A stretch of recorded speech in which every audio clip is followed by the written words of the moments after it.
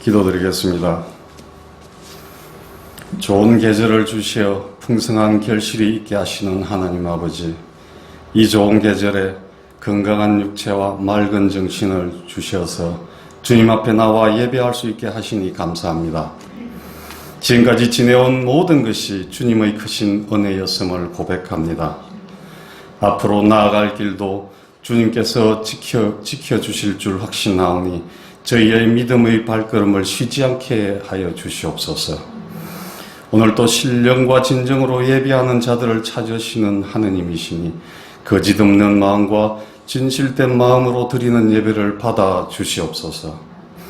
은혜의 하나님, 열매 맺는 가을이지만 아직도 저희들은 주님께 드릴 열매가 없음을 솔직히 고백하지 않을 수 없습니다. 주님의 말씀에 대한 순종의 열매도, 헌신과 봉사에 대한 열매도 없습니다. 영혼 구원을 위한 전도의 열매도 잘 보이지 않습니다. 그러나 사랑의 주님, 삶이 힘들고 고달프다고 주님의 백성으로 마땅히 해야 할 기본 의무를 망각하는 저희들 되지 말게 하시옵소서. 사도 바울과 같이 주님께 받은 사명을 잘 감당하기 위하여 조금도 부끄러워하지 아니하고 잘 달려갈 수 있는 저희들 되게 하여 주시옵소서. 열심히 전도하게 하시고 열심을 다하여 헌신하고 열심을 다하여 충성하게 하시옵소서. 영적인 열매를 풍성하게 맺음으로 주님께 영광 돌릴 수 있게 하시고 저희의 삶에 소망과 기쁨이 넘치게 하여 주시옵소서. 위로의 하나님, 거두고 싶어도 거둘 것이 없어 상처받은 사람들을 위로하여 주시옵고, 무엇보다도 코로나의 대위기 속에서 지금껏 잘 견뎌온 것을 감사할 수 있는 저희들 되게 하여 주시옵소서. 이런 위기를 통해 인간의 능력에 한계가 있음을 깨닫고 주님의 은혜에 의지하여 살 수밖에 없음을 절감하게 하여 주시옵소서. 하나님 아버지, 저희들이 몸된 교회를 위해서 기도합니다. 저희 모퉁이돌 교회를 이곳에 세우시고 지켜주신 주님의 크신 뜻과 사명을 잘 감당하게 하여 주옵소서. 이 사회가 어려워질수록 서야 할 자리를 잃고 있는 사람들이 많습니다. 힘든 이들을 돌아보고 섬기고 기도하는 저희 모퉁이돌 교회 성도들 다 되게 하여 주시옵소서. 생명의 주관자 되시는 하나님 아버지, 이 시간 목사님을 통하여 말씀을 주실 때 아낌없이 부어 주시옵소서. 진리가 너희를 자유케 하리라 말씀하신 주님, 이 시간 진리의 말씀을 부어 주시옵소서. 그래서 저희의 삶이 시냇가에 심겨진 나무처럼 사시사철 푸르게 철 따라 열매 맺게 하여 주시옵소서. 이 시간 성령을 부으셔서 불길처럼 타오르게 하시옵소서. 그래서 하나님이 원하시는 삶, 하나님과 인간 사이에 가로막힌 담을 헐고 우리 공동체 속에서 서로 용서하며 서로 사랑하며 살아갈 수 있는 길을 허락하여 주시옵소서. 그리하여 성도의 빛과 향기를 바라는 삶이 이어지게 하여 주시옵소서. 모두가 함께 타같이 찬양하고 힘껏 기도하는 그날을 기대하며 예수님 이름 받들어 기도드리옵나이다. 아멘. 하나님의 말씀 같이 보도록 하겠습니다. 요한복음 19장 17절에서부터 24절까지 있는 말씀입니다.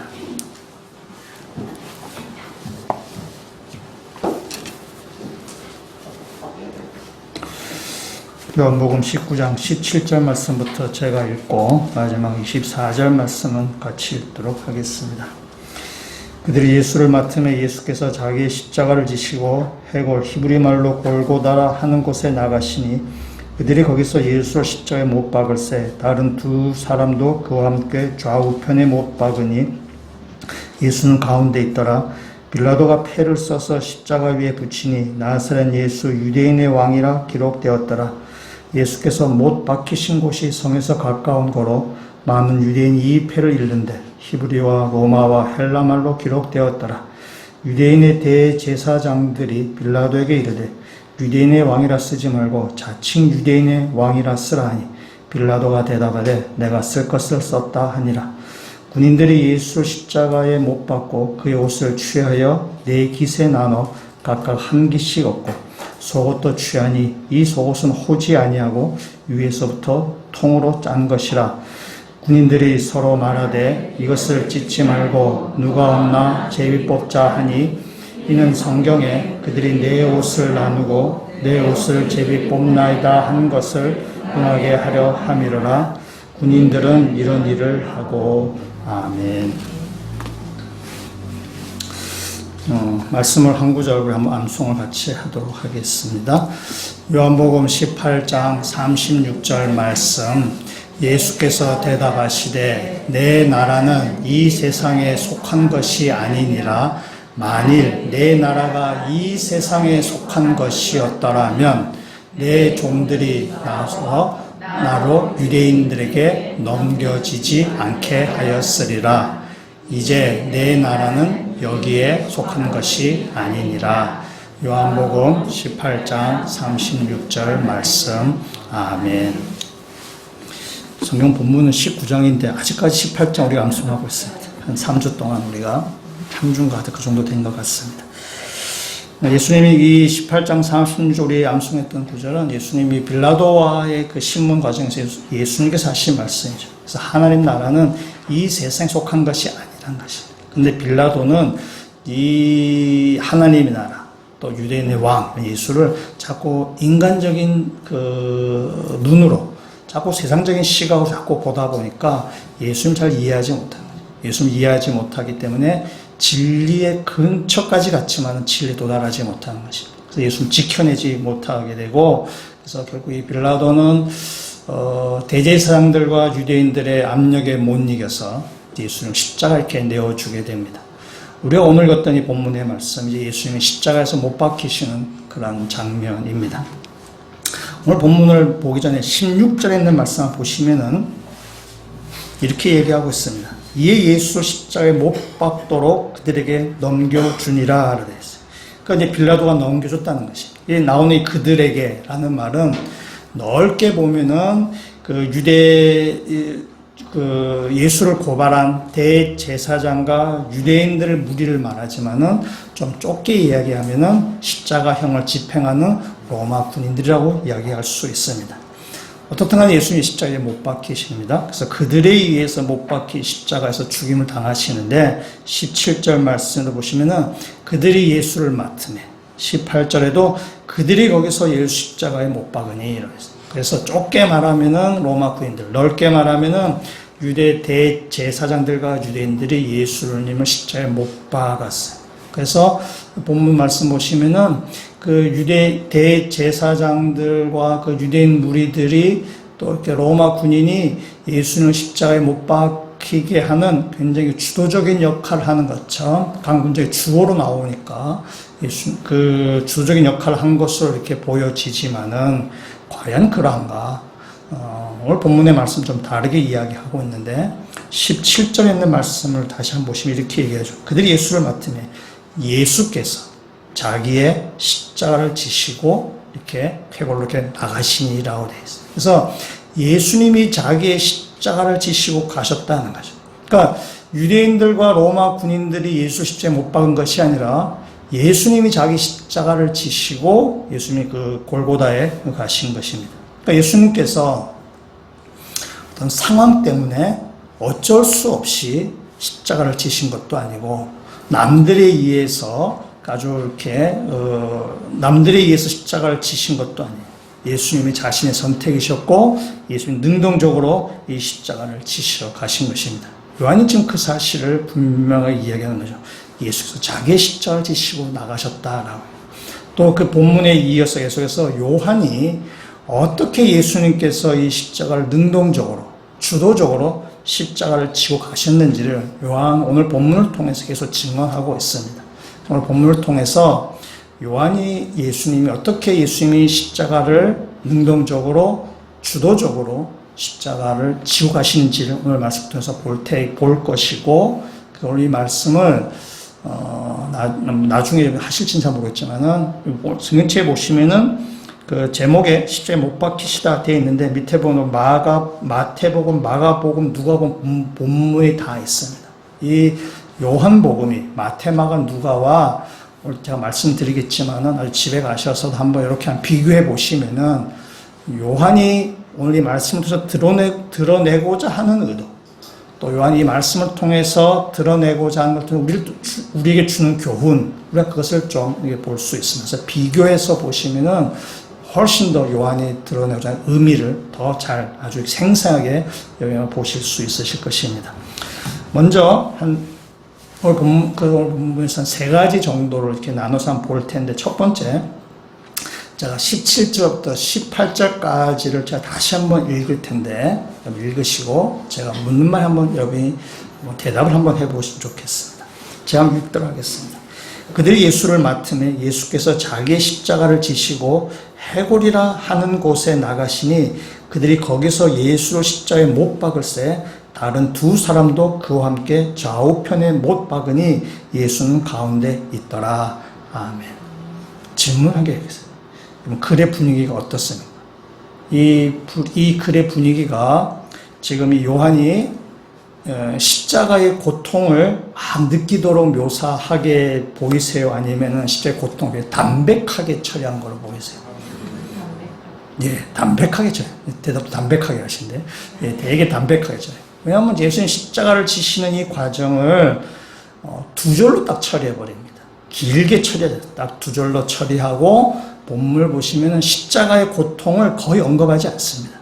예수님이 자기 십자가를 지시고 가서 십자가에서 매달리셨다. 뭐 이렇게 되는, 딱 그거로 딱 정리가 되는 것이죠. 우리 잘 아시는 것처럼 이 십자가형은 로마 시대 때의 가장 최악의 형벌이죠. 가장 고통스럽고 가장 수치스러운 형벌입니다. 예수님도 이 십자가형을 피하고 싶으셨습니다. 예수님 십자가를 피하고 싶으셨지만은 예수님 십자가형에 이렇게 십자가에서 매달려 돌아가시죠. 만약 우리가 이 상황을 기록하게 되는 그런 처지에 있다고 치면 여러분 어떻게 이 상황을 기록하시겠어요? 예수님이 지금 억울한 죽음을 당하셔서 십자가라는 아주 극형의 다 모두가 피하고 싶은 형벌을 받으셔서 돌아가셨어요. 그럼 어떻게 하느냐? 우리가 또 어떻게 기록하느냐? 예수님이 얼마나 고통스럽게 죽었는지, 예수님이 얼마나 억울한 죽음을 당했는지를 그걸 낱낱이 고발할 것입니다. 그걸 글로 막 써서 사람들한테 이 예수라는 사람이 정말 억울하게 죽었다. 예수는 정말 십자가에서 십자가형을 받을 만한 사람이 아닌데 이렇게 고통스럽게 아주 비참하게 죽음을 갔다라고 아주 생생하게 아주 그렇게 막 글을 써서 사람들에게 감정선을 자극하고 사람들한테 그걸 막 고발하는 형태로 지어서 대제사장들과 로마의 군인들 향해서 사람들을 비분강개하게 만들도록 아마 우리는 그렇게 적을 것입니다. 그래서 사람의 감정을 막 자극하는 거죠. 와, 이게 지금 엄청나게 억울한 죽음을 당한 것이다. 그래서 막 그렇게 할 것입니다. 뭐 그런 건 역사상에 진짜 많이 있어요. 우리가 근데 진짜 사람들 이렇게 감정을 자극해서 막 사람을 막 이렇게 선동하는 그런 글들, 또 그런 어떤 선동들은 뭐 인간 사회에 너무나 많이 있어요. 근데 요한을 보신 것처럼 그 예수님이 십자가에 달리시는 그 장면에 대해서 그렇게 막 우리의 감정성을 자극하거나 우리의 어떤 고통을 부각시키거나 우리를 막 흥분하게 하거나 우리를 막 선동시키려고 그렇게 하지 않습니다. 굉장히 담백하게 좋고 고통을 굉장히 이렇게 최소화시켜서 요한은 이렇게 기록하고 있습니다. 여러분 또 제가 읽었던 17절 18절 가운데 다른 복음서와 또 다른 것이 있는데 한 사람이 빠져 있습니다. 여기. 여러분 예수님 십자가를 지고 가실 때 등장한 한 사람이 있죠. 누구인가요? 예, 구레네 시몬이 있습니다. 예수님 십자가를 지고 가시죠. 십자가를. 그 채찍질을 맞아서 예수님이 이미 몸이 많이 지쳐있는 관계고 또 한밤중부터 계속 지금 재판을 받는 과정에 시달리기 때문에 육신이 굉장히 지쳐있고 피로가 쌓여져 있는 상황. 십자가를 지고 가기가 굉장히 힘들죠.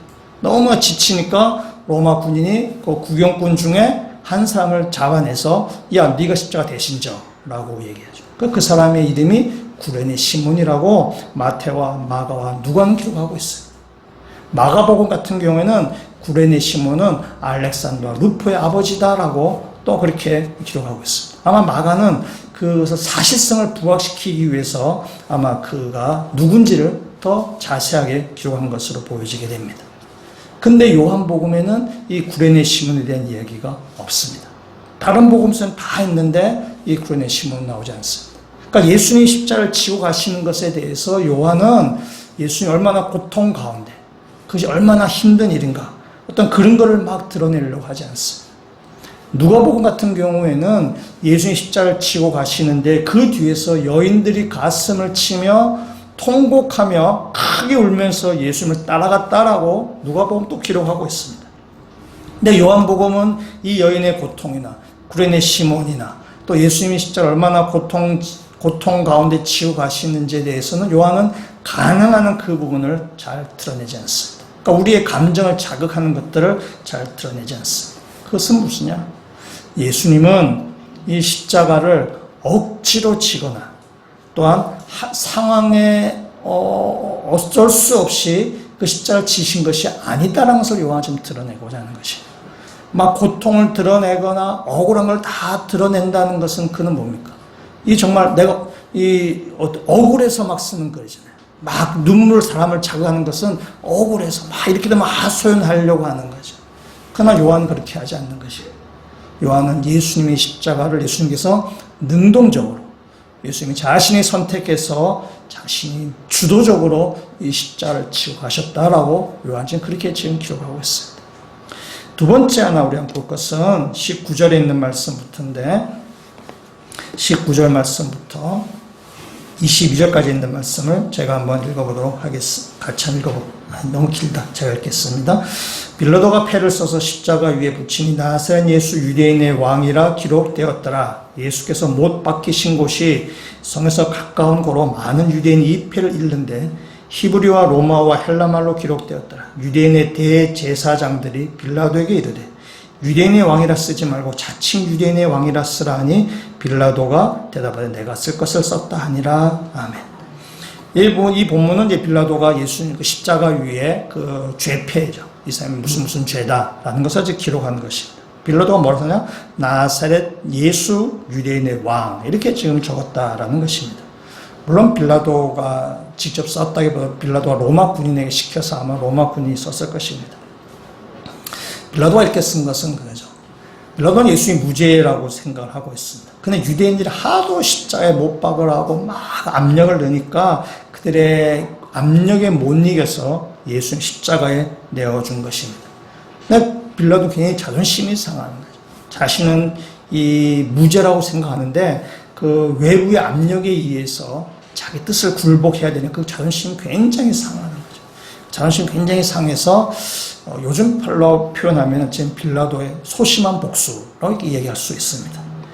대제사장과 무리들의 심기를 건드리는 거죠. 심기를 건드려서 나사렛 예수 유대인의 왕이다 라고 이렇게 지금 쓰는 것입니다. 그러니까 아니나 다를까 대제사장들이 그를 보고 발끈했습니다. 아니 그렇게 쓰지 말고 자칭 유대인의 왕이라 써라 라고 이렇게 얘기해요. 그때 빌라도가 하는 얘기죠. 야 나한테 이래라 저래라 하지 마. 내가 유대 총독인데 내가 알아서 할 거야 라고 하면서 나사렛 예수 유대인의 왕 이렇게 적은 것입니다. 빌라도의 생각은 이런 것이죠. 내가 유대인들의 압력에 의해서 내가 할 수 없이 예수 십자가에 내어주지만 나 자존심 상했어. 내가 너희가 하란 대로 내가 호락호락하게 할 수는 없어 라고 그런 뜻으로 지금 빌라도는 적은 것입니다. 그래서 어떻게 보면 빌라도는 예수님에게 자신이 예수님께 할 수 있는 최소한의 배려를 할 수 있다라고도 좀 볼 수 있어요. 그러니까 빌라도는 예수님이 억울하게 죽는다라고 그래 생각했어요. 그래서 이 죄패를 적고 이 죄패를 유대인들이 보라고 지금 쓴 것입니다. 오늘 본문의 말씀에 보면은 유대인들이 이 패를 읽었다라고 되어 있어요. 그래서 빌라도가 자기 어떤 자존심을 가지고 자기가 할 수 있는 어떤 최소한의 자기 어떤 의지 표시, 그래서 유대인들을 향한 고발, 빌라도가 자기 자존심을 이렇게 한 것입니다. 가톨릭 성경은 22절을 이렇게 번역했어요. 참 잘 번역했다고 생각이 드는데 22절 이렇게 번역했어요. 그러나 빌라도는 내가 한 번 썼으면 그만이요 라고 대답하였다라고 되어 있습니다. 그러니까 내가 한 번 썼으면 그만이요 라는 거죠. 지금 예수님이 왕이란 사실은 결코 바뀔 수 없는 사실입니다. 내가 한 번 썼으면 바꿀 수 없어 라는 것이죠. 그래서 유대인들이 예수님을 죽일 수 있었지만은 예수님의 명패를 바꿀 수 없는 것입니다. 유대인들이 예수님을 십자가에 죽일 수 있지만은 그 예수님의 죽음의 의미까지는 바꿀 수 없는 것입니다. 한 번 썼으면 그만이요 라는 이 말이 빌라도가 한 말이지만은 예수님의 왕이란 사실을 결코 바뀔 수 없다는, 예수의 왕이라는 사실이 그 무엇에 의해서도 결코 변할 수 없다는 그 의미를 담고 있는 것입니다. 오늘 본문에 또 이 요한복음이 다른 복음서와 다른 것은 이 패에 쓴 글이 히브리말, 헬라말, 로마어로 기록되어 있다는 것입니다. 다른 복음서에는 기록하지 않습니다. 히브리어는 당시 유대인들이 쓰는 언어인 아람어를 이야기하는 것입니다. 로마어는 정복자 로마 제국의 공식적인 언어, 라틴어입니다. 그래서 그다음에 헬라어는 당시가 헬라 문화이기 때문에 헬라어는 전 그 지중해 연안에 있는 모든 나라가 쓴 것이 바로 헬라 언어입니다. 이 세 가지 언어로 딱 기록되어 있습니다. 그래서 십자가 주변을 지나가는 사람이라면, 관심 있는 사람이라면 누구나 다 읽을 수 있게 지금 되어 있는 것입니다. 유대인은 말할 것도 없고 디아스포라 유대인, 이방인, 로마인 모든 사람들까지 그걸 다 읽을 수 있게 지금 기록된 것입니다. 그러니까 십자가에 못 박히신 예수님이 온 인류의 왕이시라는 사실을 지금 드러내는 것입니다. 빌라도가 자존심이 상해서 한 일이지만, 그러나 빌라도의 한 일은 예수님이 누구이신가를 드러내는 아이러니한 사건이 된 것입니다. 예수님은 히브리말, 로마어, 헬라어로 다 기록되어서 온 인류의 아버지, 누구나 다 읽을 수 있는, 그 자리에 지나가는 사람, 관심 있는 사람 누구나 다 읽을 수 있는 이 예수 그리스도가 바로 왕이라는 사실을, 온 세상의 왕이시며 온 인류의 왕이시라는 사실을 지금 드러낸 사건이 되는 것입니다. 요한복음에서 이 십자가 사건은 앞에서도 계속 나오지만은 십자가 사건은 하나님 영광의 사건이에요. 영광의 때가 이렇다. 예수님이 요한복음 12장 앞에까지는 아직 내 때가 이르지 아니했다라고 하다가 12장을 지나가면서 이제 내 때가 다가왔다, 내 영광의 때가 다가왔다라고 말씀. 그건 바로 십자가 사건을 의미하는 것입니다. 그래서 이 십자가 사건은 영광의 사건이에요. 이렇게 부끄럽거나 십자가형이 굉장히 고통스럽고 수치스러운 것이지만은 그냥 그 십자가는 부끄러운 사건이 아니라 영광의 사건으로 요한은 지금 기록하고 있습니다. 그러면서 18절 말씀을 다시 한번 보시면 좋겠는데, 요한이 지금 예수님이 십자가에 못 박히신 장면을 요한은 이렇게 지금 기록하고 있습니다.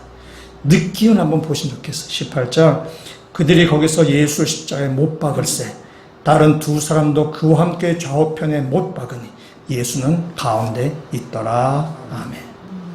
예수님이 십자가신 그 골고다 언덕에 십자가가 3개가 있습니다. 십자가가 3개 있는데 예수님이 가운데 지금 계셨다. 중앙에 계시고 양옆편에, 좌우편에 두 사람이 있다라고 되어 있습니다. 이 두 사람 누군지 아시죠? 다른 복음서는 이 사람 뭐라 얘기하나요? 강도, 행악자라고 얘기해요. 요한은 언급하지 않습니다. 이 사람이 강도인지 행악자인지 말하지 않습니다. 그냥 그 사람의 얘기죠. 그러니까 무슨 느낌인가 하면은 예수님이 가운데 계시고 좌우편에 그 예수님을 호위하는 신하들처럼 그렇게 지금 묘사하는 것입니다. 그러니까 예수님이 십자가에 달리신 사건은 영광의 사건이며 이 땅의 왕이신 사건이고, 좌우편에 있는 사람은 그 왕을 호위하는 신하처럼 지금 요한은 지금 그렇게 지금 묘사하고 있는 것입니다. 때문에 예수님은 십자가를 능동적으로 지시는 거죠. 능동적으로, 주도적으로 그 십자가를 지시는 것입니다. 그래서 십자가 사건은 예수님께서 왕으로 등극하는 사건으로 요한은 그렇게 지금 묘사하는 것입니다. 십자가 사건, 다시 말하지만은 예수님께서 이 땅에 왕이 되신 사건을 우리에게 보여주는 그 의미가 요한이 이야기하고자 하는 것입니다. 세 번째, 이 요한이 다른 복음서와 다른 부분은 23절에서부터 우리가 24절까지 있는 말씀인데, 제가 한번 읽어보도록 하겠습니다. 군인들이 예수 십자가에 못 박고 그의 옷을 취하여 네 깃에 나눠 각각 한 깃씩 얻고 속옷도 취한 이 속옷은 호지 아니하고 위에서도 통으로 짠 것이라. 군인들이 서로 말하되 이것을 찢지 말고 누가 얻나 제비 뽑자 하니 이는 성경에 그들이 내 옷을 나누고 내 옷을 제비 뽑나이다 하는 것을 응하게 하려 함이로라. 군인들은 이런 일을 하고 라고 되어 있습니다. 지금 예수님의 옷을 군인들이 나눠 가지는 그런 이야기입니다.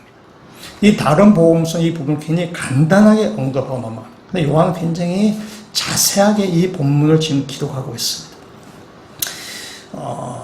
군인들이 예수는 십자가에 못 박은 다음에 그 십자가 아래에서 예수님의 옷을 이렇게 나누어 가집니다. 당시에 그 사형을 집행하는 또 죄수를 다루는 이 군인들은 사형을 집행한 다음에 그 죄수의 옷이나 죄수의 어떤 소지품들을 나눠 가지는 것은 부수입으로 인정했습니다.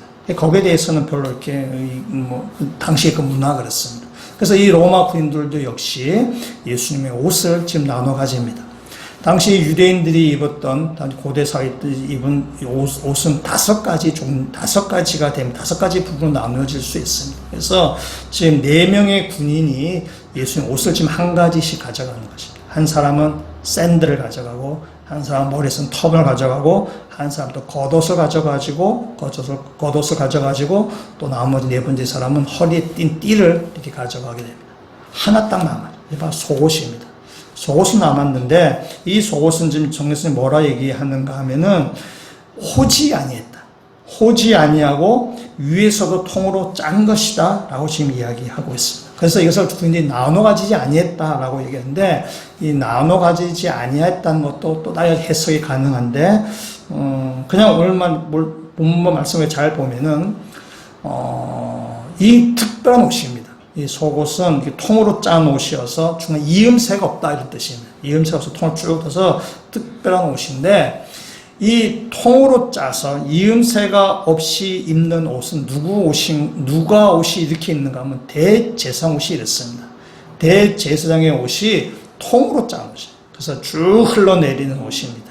그러니까 예수님이 지금 4명의 로마 군인들이 한 개씩 옷을 가져가고 나머지 이 속옷을 찢지 아니하고 제비 뽑아서 지금 한 사람이 가져갔다라고 하죠. 이 의미는 뭐냐면은 이 예수님의 특별한 속옷인데 이것이 대제사장이 입는 옷과 같은 형태의 옷이기 때문에 예수님의 죽음이 바로 대제사장의 죽음을 의미하는 것입니다. 예수님의 죽음이 대제사장적인 죽음, 속죄하는 죽음. 이 땅에 있는 백성을 죄를 짊어지고 가시는 대제사장으로서의 그 죽음을 지금 의미하는 것입니다. 예수님이 4가지 옷, 속옷까지 포함해서 5가지 옷이 다 이렇게 로마 군인들의 손에 의해서 이렇게 이렇게 다 가져가게 됩니다. 그러니까 예수님이 옷이 다 빼앗긴 채로, 옷이 다 벗겨진 채로 십자가에 지금 못 박혀 달리신 것입니다. 우리가 영화나 그림이나 이런 걸 보면 예수님 십자가에 달리신 그 장면을 보면 예수님이 하체를 이렇게 가린 것으로 나와 있지만은 실제로는 다 벗겨진 가운데 예수님이 십자가에 지금 달리신 것입니다. 때문에 십자가는 고통스러운 죽음이기도 하지만 또한 수치스러운 죽음이기도 합니다. 특히 유대인들에게는 벗은 몸은 굉장히 수치스럽게 생각을 했었습니다. 때문에 그 예수님 십자가 상에서 고통도 고통이지만 그 수치를 감내하기가 참 힘든 그 십자가형을 예수님께서 지금 지고 가시는 것입니다. 예수님의 이 수치와 이 고통을 가는 이것을 오늘 요한은 뭐냐면 그는 성경을 성취한 사건이다 라고 지금 이야기하고 있습니다. 그래서 24절 마지막 부분에 이렇게 얘기하는 거죠. 그들이 내 옷을 나누고 내 옷을 제비 뽑나이다 한 것을 응하게 하려 함이더라. 이 말씀은 시편 22편 18절의 말씀 인용한 것입니다. 18절에 이렇게 되어 있어요. 내 겉옷을 나누며 속옷을 제비 뽑나이다. 시편 기자의 이야기입니다. 시편 22편은 고난받는 의인이 부르는 노래입니다. 무슨 죄가 있거나 무슨 잘못을 저질렀지 않았는데 고난을 받는 것입니다. 그 의인이 한 앞에 호소하는 그런 노래가 바로 시편 22편입니다. 그래서 이 예수님의 죽음이 예수님 시편 22편 말씀 인용하시는데 이 22편에 나오는 그 시인이 고통받는 그 고통이 바로 예수님이 받는 고통에 견주어서 예수의 말씀을 인용하십니다. 22편 1절에 있는 말씀에도 예수님께서 인용하셨습니다. 22편 1절에 있는 말씀을 한번 같이 한번 읽어보도록 하겠습니다. 내 하나님이여 내 하나님이여 어찌 나를 버리셨나이까 어찌 나를 멀리하여 돕지 아니하시오며 내 신음소리를 듣지 아니하시나이까. 아멘. 1절에 있는 말씀 예수님께서 십자가상에서 하신 말씀이죠. 마태복음 27장은요. 엘리 엘리 라마 사막다니 나의 하나님 어찌 나를 버리시나이까. 바로 이 22편 1절에 있는 말씀을 인용해 오는 것입니다. 그러니까 예수님의 이 죽음이 시편 22편에 억울하게 고난당하는 그 의인의 그 고난과 비슷하다라는 거죠. 그 같은 패턴을 가지고 있다는 의미에서 예수님 22편 말씀을 인용해 오는 것입니다. 잘못이 없는데도 고난을 당하고 죄가 없는데도 사람에게 조롱과 수치를 당하는 미움을 당하는 그 시인의 노래를 예수님께서 지금 인용하셔서 예수님의 고난과 십자가가 죄가 없이 고난당하는 죽음, 죄가 없이 사람들이 조롱당하는 그 의미와 같다라고 지금 말씀하는 것입니다. 예수님은 이 땅에 왕으로 오시고 또 왕이신데 지금 고난을 당하고 계십니다. 예수님은 지금 왕이신데도 십자가에서 지금 죽임을 당하시고 십자가에서 고난 가운데 지금 돌아가시는 거죠. 왕인데 그렇습니다. 요즘 우리나라가 내년 대통령 선거에 뭐 거의 모든 걸 초점이 다 맞춰져 있고 언론도 계속해서 뭐 이렇게 각 후보로 나오신 분들 얘기가 되게 많이 있습니다. 서로 후보로 나오신 분들 또 각 캠프에서 막 서로 이제 공방을 막 뜨겁게 합니다. 어떤 후보들의 그 큰 약점을 지적하는 뭐 경우들도 있지만 구경꾼 우리들이 볼 때는 별로 크지도 않은 일을 서로 막 지적을 하고 막 그렇습니다. 그런 걸 보면서 참 쪼잔하다 하는 생각이 좀 들기도 합니다. 별로 큰 문제 아닌데 막 이렇게 막 합니다. 그럼 공격받는 쪽에서도 막 그걸 대강 넘어가면 될 텐데 그걸 또 받아서 막 이렇게 서로 해야 합니다. 저 볼 때 구경꾼 입장에서 둘 다 쪼잔하다 뭐 이런 생각이 들기도 합니다. 근데 우리도 만약 그 자리에 있다면은 우리도 그렇게 다르지 않을 것입니다. 우리도 그 자리에 있으면 똑같이 아마 할 것입니다. 왜냐하면 여기서 밀리면 끝이라고 생각하기 때문에 여기서 우리가 이렇게 좀 이렇게 덮어둔다거나 잘못을 인정한다거나 그렇게 하면은 더 이제 밀리기 때문에 그게 길을 쓰고 지금 싸우고 나가는 것입니다. 대통령은 어떤 면에서 왕이 되는 자리죠. 그래서 왕이 되기 위해서는 지금 수단과 방법을 가리지 않고 싸웁니다. 그리고 수단과 방법을 싸우지 않고 이기려고 하는 것입니다. 다른 사람을 짓밟아서라도 이기려고 합니다. 그렇지 않으면 자신이 짓밟히기 때문에 남을 짓밟아야만 자신이 이긴다라고 생각하는 것입니다. 그래서 그렇게 치열하게 싸우는 거죠. 구경꾼이 볼 때는 별것도 아닌데 이렇게 싸우는 것이죠. 여러분, 우리나라 조선시대 때도 재미난 우리나라가 이제 그 성리학을 배경으로 해서 흔히 당쟁이 심해지네요. 여러분, 아주 유명한 당쟁이 예속 논쟁이라는 것이 있어요. 왕이 죽었는데 시어머니 맞나? 그 사람이 그 상복을 3년 입을 것인지 1년 입을 거지 갖고 싸워요. 또 왕의 부인이 또 죽었어요. 그래서 그 시어머니 이분이 상복을 1년 입을 것인지 9개월 입을 것이 가진 것 같고 몇 년 동안 싸운 거야. 아니 1년과 9개월이 얼마 차이 난다고 하죠. 우리가 볼 때는. 근데 그때 당시는 굉장히 심각한 문제. 당이 서로 다르기 때문에. 그래서 노론과 남인과 계속해서 싸우죠. 참 상복이 그게 뭐라고. 그 옷 좀 더 길게 입고 짧게 입었든지 그거 계속 싸워요. 우리가 볼 때는 정말 웃기는 이야기지만 그러나 서로 정권을 차지하기 위해서는 그렇게 싸우는 것이죠. 서로 왕이 되어서 권력을 가지기 위해서는 싸우는 것이죠. 밀리면 끝난다고 생각하기 때문에 그런 거죠. 그런데 정치만 그런 것이 아니에요. 우리 일상 삶에서도 우리도 남다르지 않습니다. 우리도 남에게 잘 지지 않으려고 합니다. 이 땅에서 우리는 기필코 우리는 승리하려고 합니다. 우리는 기필코 성공하려고 합니다. 우리는 왕이 되어서 다 정복하려고 합니다.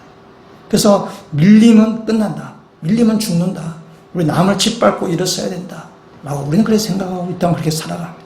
그렇게 해야만 세상에서 승리할 수 있다. 성공할 수 있다. 라고 우리는 그렇게 생각하기 때문에 그렇습니다. 어떨 때는 우리는 하나님조차 나의 성공을 위해서 이용할 때가 있습니다. 나의 성공을 위해서, 나의 승리를 위해서 하나님조차 내 편으로 끌어들일 때가 있다는 것입니다. 그래서 우리는 이 땅에서 왕으로 살려고 하는 거죠. 내가 왕이기 때문에 내가 정복하고 내가 굴복시키고 내가 짓밟아서 내가 뭔가 획득하고 내가 성취하려고만 그런 생각하게 됩니다. 예수님 이 땅에 왕으로 오셨어요. 왕으로 오셨지만은 억울하게 죽임을 당하시지만은 그냥 거기에서 하나님 예수님은 항의하지 아니하고 저항하지 아니하고 힘으로 이기려고 하지 아니하고 죽임을 당하십니다. 왕이시지만은 죽임을 당하시는 왕이십니다. 그것이 바로 예수 그리스도의 모습입니다. 이 요한복음이 요한계시록도 기록을 했는데요. 요한계시록은 참 재미난 부분이 있습니다. 요한계시록은 마지막 날 이 말 말씀인데 그 요한계시록에 이제 두루마리가 있습니다. 두루마리가 있는데 그 미래에 펼쳐질 내용이 그 두루마리 쫙 이렇게 두루마리죠. 여기 쫙 적혀져 있습니다. 근데 이 두루마리가 봉인이 되어 있습니다. 7개의 그 도장이 찍혀서 완벽하게 봉인되었다는 거예요. 누구도 이 봉인을 펼칠 수가 없는 것입니다. 그래서 이 미래에 대할 일이 그냥 적혀져 있는데 펼칠 수 없으니까 요한이 그걸 보고 굉장히 슬퍼하는 것입니다. 그 슬퍼할 때에 장로 중에 한 명이 나와서 24장로에 한 명이 나와서 이제 걱정하지 마라. 이 두루마리를 펼칠 사람을 내가 보여줄게 라고 해요. 그 본문이 계시록 5장 5절에 이렇게 이야기하고 있습니다. 계시록 5장 5절 말씀 한번 같이 한번 읽어보도록 하겠습니다. 장로 중에 한 사람이 내게 말하되 울지 말라. 유대 지파의 사자 덫의 뿌리가 이겼으니 그 두루마리와 그 7인을 떼시리라 하더라. 아멘. 이 장로 중에 한 명이 요한에게 지금 이야기하는 것입니다. 너 울지 마라. 너 이제 두루마리를 펼칠 사람이 올 것이다. 이제. 누가 두루마리를 펼치느냐? 유다 지파에서 나온 사자와 같은 사람이 이 두루마리를 펼칠 것이다 라고 얘기하는 것입니다. 요한이 기대를 가졌어요. 아, 그렇지. 사자와 같이 용맹한 사람이 나와서 이 두루마리를 펼칠 수 있을 것이야. 그 정도 사자 같은 사람이 나와야만 이 두루마리를 펼쳐서 앞으로 벌어질 일을 이야기하고 앞으로 장래에 벌어질 일에서 준비하고 막 그럴 거야. 요한이 굉장히 기대를 가지고 이 유다 지파에서 나오는 사자와 같은 용맹한 사람을 좀 기대감을 가지고 요한이 막 기다리고 있습니다. 그때 딱 한 장 등장합니다. 5장 6절에 있는 말씀. 6절 말씀 같이 읽도록 하겠습니다.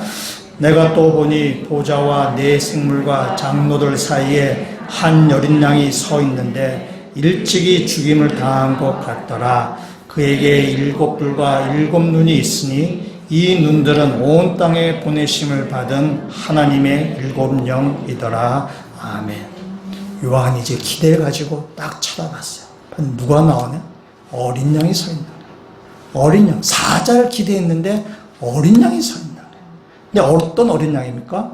일찍 죽임을 당한 어린 양이에요. 사자같이 용맹한 자가 나와서 이 세상을 호령하며 장래에 벌어질 일을 준비하리라고 큰 기대를 가지고 있었는데 막상 나타난 것은 일찍 죽임당한 어린 양. 바로 예수 그리스도를 의미하는 것이죠. 이 일찍 죽임당한 어린 양이 그 두루마리를 펼쳐서 앞으로 장래일을 쭉 이야기하는 것이죠. 그건 계시록 5장에 대한 말씀이죠. 그러니까 계시록 5장이니까 이제 계시록 시작하는 내용이에요. 5장도 쭉 나가서 22장까지 나온 내용을 이 일찍 죽임당한 어린 양이 그 미래의 이야기를 쫙 펼쳐나가는 것이 그거 바로 계시록이에요. 그러니까 사자와 같이 용맹하고 힘이 센 것을 기대했지만은 아니다. 고난당하고 일찍 죽임당한 어린 양이 그 두루마리를 펼칠 것이고 장래를 이야기할 것이라는 것을 지금 요한이 계시를 통해서 지금 말씀하고 있는 것입니다. 우리가 앞서서 시편 22편 말씀을 얘기했는데요. 시편 22편의 말씀은 고난받는 의인의 노래입니다. 죄가 없는데도 잘못이 지지 않아도 악인들에 의해서 조롱당하고 악인들에 의해서 아주 이렇게 폭력을 당하는 수치를 당하는 그 얘기입니다. 근데 시편 22편 마지막은 이렇게 마무리하고 있습니다. 22편 26절 말씀부터 우리 한번 같이 한번 읽어보도록 하겠습니다. 겸손한 자는 먹고 배부를 것이며 여호와를 찾는 자는 그를 찬송할 것이라. 너의 마음은 영원히 살지어다. 땅의 모든 끝이 여호와를 기억하고 돌아오며 모든 나라의 모든 족속이 주의 앞에 예배하리니 나라는 여호와의 것이요 여호와는 모든 나라의 주제심이로다. 세상의 모든 풍성한 자가 먹고 경배할 것이요 진토 속으로 내려가는 자 곧 자기 영혼을 살리지 못할 자도 다 그 앞에 절하리로다. 아멘. 이 시편 20편의 마지막은 땅의 모든 끝이 여호와께 돌아온다는 것입니다. 모든 족속과 나라와 민족과 백성들이 여호와께 와서 예배하러 올 것입니다. 여호와 하나님은 모든 나라의 주제이시고 온 세상을 다스리시는 왕이십니다. 의인이 고난당하지만은 마침내 승리한 것처럼 예수 그리스도 승리하실 것입니다. 이 시편 22편은 고난받는 것을 이야기하지만 마지막은 장엄한 승리로 지금 끝나는 것입니다. 예수님도 역시 죽임당하신 왕이지만 십자가 앞에서 저항하지 아니하고 묵묵히 그 길을 걸어가시지만 마침내 승리하신 왕이 바로 예수 그리스도이십니다. 십자가는 실패가 아니라 바로 승리의 사건이라는 사실입니다. 우리에게도 마찬가지로 이 땅 가운데 살면서 우리가 왕으로서 살려고 해서 사람을 짓밟고 이 경쟁사에서 이기려고 수단과 방법을 가리지 아니하고 사소한 것에서부터 시작해서 다 상대방을 이기려고 하지만 그건 항상 십자가의 길이 아닙니다. 예수는 십자가에 가신 그 길을 따라가는 것이 바로 우리 그리스도인의 모습입니다. 오늘 예수님이 십자가에 지금 이렇게 달려 돌아가시는 그 장면을 보면은 지금 유대인들과 그 대제사장들이 예수님을 재판하고 십자가에 못 박았습니다. 예수님을 재판하신 거죠. 그래서 겉으로 드러난 이 모습은 예수님이 재판받는 모습. 재판받고 이제 사형 선고받고 십자가에 죽으시는 것이죠. 그러나 그 안을 자세히 한번 또 살펴보면은 이 안에는 다른 재판이 있습니다. 이 안에는 바로 대제사장과 유대인에 대한 재판이 이 안에 있습니다. 제사장들과 유대인들이 예수를 죽이기 위해서 빌라도에게 압력을 넣습니다. 이 사람은 지금 유대인의 왕이요. 이 사람을 빌라도 당신이 이 사람을 이렇게 그 십자가형을 처하지 않으면은 당신은 가이사에 충신하고 말할 수 없습니다. 이 사람은 백성들을 선동해서 이렇게 반란을 일으킬 수 있는 유대인의 왕이에요. 이 사람을 당신이 형을 내리지 않냐면은 당신은 가이사에 사람이라고 얘기할 수 없습니다. 라고 빌라도에게 탁 압력을 딱 가합니다. 빌라도가 가이사의 충신이 아니다라는 그 이야기를 듣고 빌라도가 발끈했어요. 발끈해서 그래 좋아 니네들이 알아서 해. 그 예수를 이렇게 내어줍니다. 그러면서 내가 너희들의 그 왕인 이 사람을 내가 십자가에 못 박으란 말이냐 라고 하면서 이렇게 탁 내어줍니다. 거기에 대해서 대제사장들과 유대인들이 고함을 지릅니다. 우리의 왕은 가이사뿐입니다. 우리의 왕은 로마 황제 가이사밖에 없습니다. 라고 그들은 그렇게 외쳐버리는 것입니다. 그러니까 이 대제사장들과 유대인들은 자신의 입으로 자신의 왕은 하나님이 아니라 로마 가이사라고 그들은 이실직고 한 것이 된 것입니다. 결국 예수님의 재판, 겉으로는 예수 재판이지만 그 안을 잠깐 들여다보면은 이는 대제사장과 유대인들의 재판이 거기 있습니다. 그건 그들의 입으로 자백한 것이죠. 우리의 왕은 하나님이 아니라 바로 로마 황제 가이사입니다. 이때 세상의 질서가 세상의 나라가 우리의 왕입니다라고 그들은 그들의 입으로 자백하게 된 것입니다. 하나님을 배신한 것이죠. 하나님의 왕이고 하나님의 백성인 사람들이 하나님 우리의 왕이 아니라 로마가 우리의 왕이다라고 그들은 그 고백을 해서 하나님을 배신한 것입니다. 근데 우리가 잘 아는 것처럼 로마의 가해사는 영원하지 않습니다. 로마 제국도 영원하지 않습니다. 오직 영원한 것은 여호와 하나님밖에 없습니다. 하나님 나라만 영원하며 하나님만 이 땅에 온 땅에 다스리시는 참된 왕이시라는 사실입니다. 우리 이 땅을 우리가 살아가시면서 세상의 나라가 우리의 왕이 되지 아니하고 오직 여호와 하나님이 예수 그리스도가 우리의 왕으로 삼고 살아가셔서 영원한 하나님 나라, 세상 나라가 아니라 세상 질서가 아니라 하나님 나라의 다스림을 받는 그 하나님 나라의 참된 그 왕으로 모시고 백성으로 살아가시는 모든 주의 백성들 되시기를 주님의 이름으로 축원합니다. 같이 한번 기도드리시겠습니다. 주님께서 온 땅의 주인이시며 모든 민족과 열방의 족속의 왕이신 것을 저희들이 믿습니다. 주님께서 세상에 군림하지 아니하시며 세상 왕처럼 힘으로 누르시지 아니하시는 죽임당하시는 왕이신 것을 저희들이 믿습니다. 그러나 마침내 그 주님께서 승리하신 것임을 저희는 또 압니다. 하나님 저희들도 주님을 닮아가서 주님처럼 십자의 길을 걸어가는 자가 되게 하시고 이 땅 나를 주장하는 것이 아니라 우리의 왕이신 예수 그리스도의 말씀 따라 주님을 닮아가며 살아가는 모든 주의 백성들 되게 하여 주시옵소서. 예수 그리스도의 이름으로 기도합니다. 아멘.